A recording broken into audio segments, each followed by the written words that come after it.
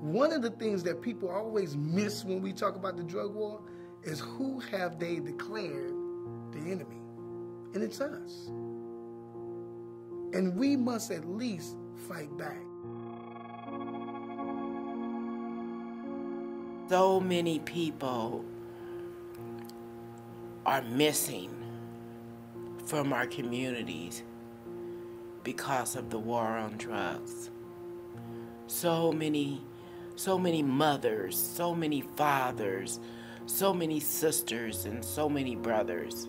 There's a generation of children who never got the schooling, who never got the training, who were starting to be arrested by the age of 8, who were never considered as anything but fodder for prisons. You get there, you're chained, your arm, your hands are shackled, handcuffed, and your feet are shackled.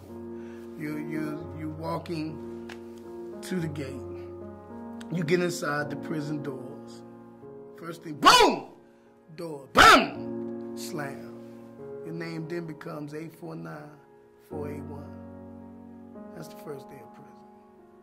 As part of our mission to end mass incarceration, DPA has led the charge on sentencing reform for 25 years.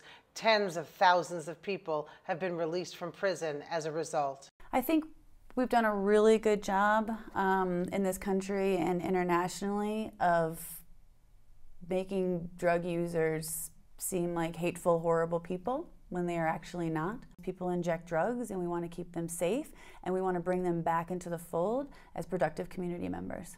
We're trying to keep people from dying. More people dying today from an overdose than dying in an auto accident or a gun incident. Well, fortunately, there's a drug, naloxone, that's basically a miracle drug, and we need to make that more readily available so that anybody who witnesses a drug overdose can instantly administer that and save that person's life. Even in Alabama, you could go to jail right now, go to prison for possession of marijuana. And if you have any previous felonies, you could get a life sentence for marijuana.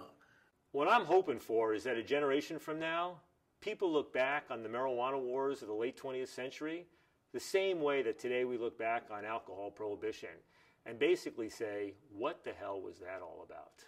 Thanks to DPA, 200 million Americans can now access marijuana for medical purposes, and 60 million Americans can access it for adult use.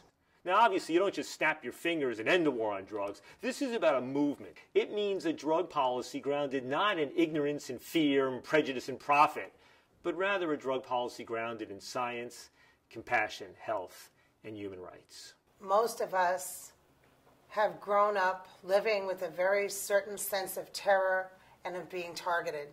Not all of us have lived that way.